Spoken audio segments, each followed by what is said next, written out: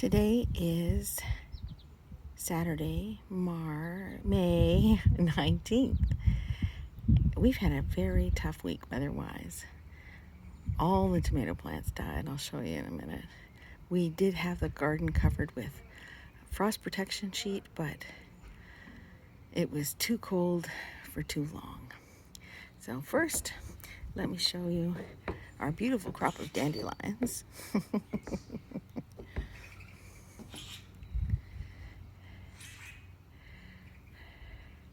As you can see, Ron's getting ready to cut the grass. And we have a bunch of seedlings we're going to plant today, some of which have come from the garden center, some have come from my seedling station upstairs. So we will see how that goes. I'm constructing a climbing basket for the snow peas out of a tomato cage. So let me show you the disaster, which is our tomatoes that we planted 3 weeks ago. And there they are, not doing so great. On the good news, the cabbage and the potatoes. Hang on, let me see if I can show you the potatoes.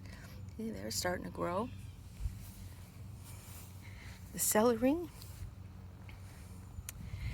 the Brussels sprouts along the back there. A little bit of frost damage, but not too bad. The cauliflower and the broccoli have all survived. So we're just going to replace the tomato plants. The bunching green onions have survived, no problem. I didn't think the cilantro would live, but it did. Rosemary was fine. Basil, no, not so much. So the basil will be replaced. We bought two more seedlings this morning, and I'm going to also propagate some so that we have more. I never seem to have enough basil. So the existing clematis is just starting to sprout. It looks pretty sad, but I think it's going to come back. But we've bought two more to bush this trellis out a little bit. The peony is starting to sprout nicely. And the allium has buds. The allium got frosted so bad, I wasn't sure it was going to survive. But it looks like it's okay. Grape hyacinth is still good. Elephant ears have been planted. They did get a bit of frost, but they look like they're going to be okay. They take several weeks to sprout, so it'll be a while. As you can see, we planted some yellow pansies in the front, which of course survived. Hostas are coming up nicely. We've got 3 or 4 different batches. I'm not seeing too much activity in the ferns. I don't know if they're going to survive. There's a lot of digging over the winter. We've sprinkled down some hot pepper flakes, like a whole pound of it. So hopefully whatever's digging, I don't know, a cat, a skunk, something like that, we'll take the hint. See, there's some lily of the valley coming up here, as well as some astilbe. The sedge is nice. Irish moss is good.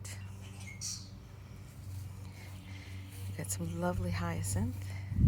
The delphinium is coming along beautifully. I have put the peony ring out ready for it to start sprouting. And the lilac is coming along beautifully.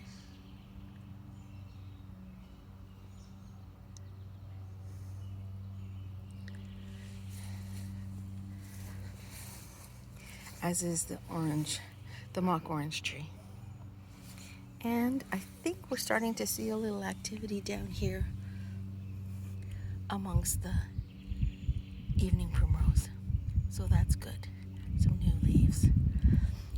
I know there's a lot of grass there to get rid of, but I want to see the plant thrive a bit first.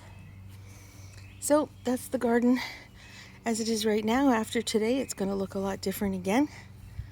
We're going to fold down the edges on on the black pots to get everything to get a little bit more sun.